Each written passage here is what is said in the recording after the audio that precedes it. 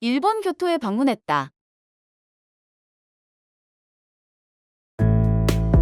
호텔에 짐을 풀고 나선 후 교토역 라멘 골목으로 알려진 라멘코지에서 점심을 해결했다. 교토역 빌딩 10층에 위치한 라멘코지에는 일본 전역의 유명한 라멘 가게가 모여 있다.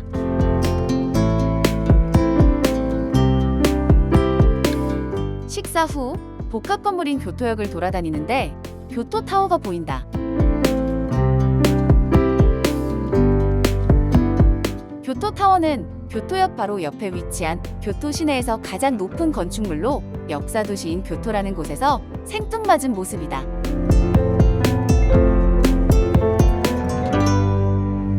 타워에 오르면 교토 시내를 한눈에 볼 수 있다고 하는데 굳이 가지는 않았다.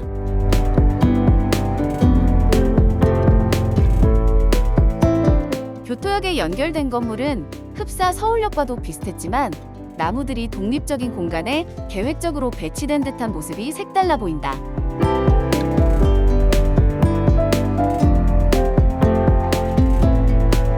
교토에는 3박 4일로 출장차 방문했는데 오전에는 회의가 있고 오후에는 특별한 일정이 없어 이곳 저곳 다녀보기로 했다.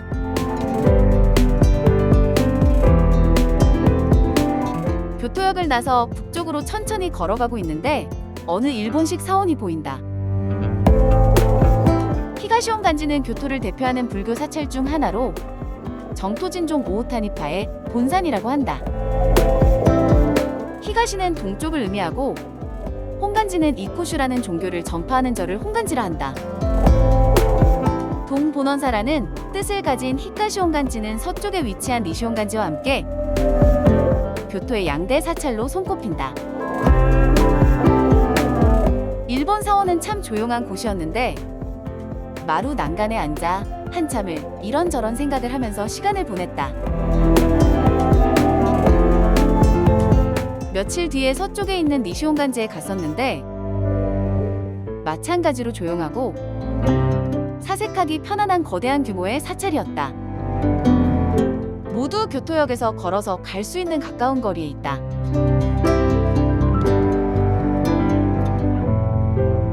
생각을 정리한 후 천천히 걸어서 청수사까지 가보기로 하고 동선을 확인했다.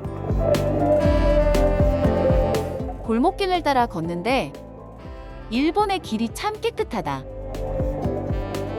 일본 사람들이 남에게 폐를 끼치고 싶어하지 않는 문화는 길거리를 깨끗하게 유지하는데도 도움이 되지 않았을까 하는 생각을 해본다. 이런 국민성은 사무라이 시대에 튀는 행동에 대한 두려움으로부터 생긴 것 아니었을까? 라는 생각도 머리를 스친다. 저기 보이는 곳은 귀코 무덤이라고 토요토미 히데요시가 조선을 침공한 후 조선 민중을 죽인 인증을 코를 베어 확인한 곳이다. 처음 귀 무덤으로 먼저 표기했던 것은 일본 입장에서 코 무덤보다 덜 잔인하다고 판단하여 왜곡했던 것이고 나중에 수정되어 귀와 코를 병기하고 있다고 하는데 무덤에 묻혀있는 희생자인 조선민중에 대한 원혼을 달랠 수 있는 문구가 전혀 없다는 점이 아쉬웠는데 이것이 전쟁이 잔혹함을 나타내는 것인지 아니면 일본이란 나라의 역사를 대하는 태도인지 생각에 잠기게 만들었었다.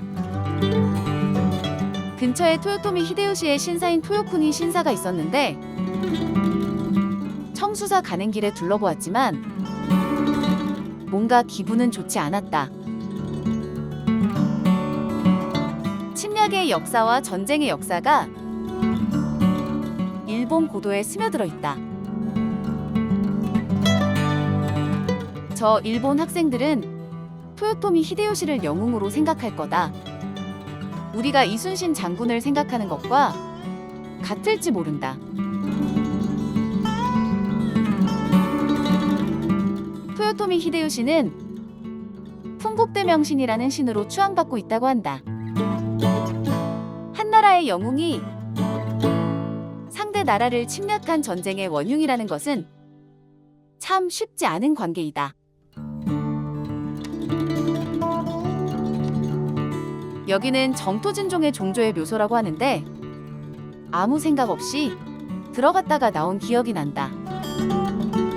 지붕의 모습이 임진왜란 때 일본 장수의 투구와 비슷하게 생겼다는 느낌이 든다. 감흥이 별로 없었던 공간을 한 바퀴 돌고 나가려는데 연못 안에 연꽃 잎이 초록초록하다. 문을 나서 오늘 마지막 행선지인 청수사 쪽으로 길을 재촉한다. 사람들이 점점 많아지는 것을 보니 목적지에 가까워진 듯하다.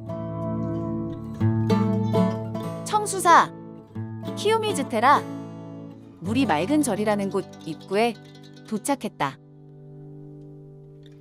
저쪽 산 중턱에 탑인지 사원인지 모를 건물도 보인다. 저 멀리 교토 타워가 보이는 곳. 여기가 청수사인데 미세먼지인지 안개인지 아주 뿌옇다.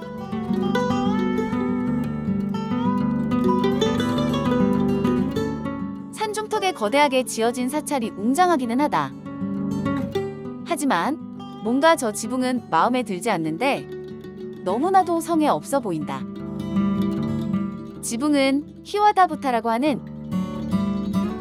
얇은 노송나무 껍질을 촘촘히 붙인 것이라 한다. 아마 가을이었으면 아주 화려한 일본의 멋진 단풍을 볼 수 있을 거다. 다음번에는 가을에 와봐야겠다는 생각이 든다.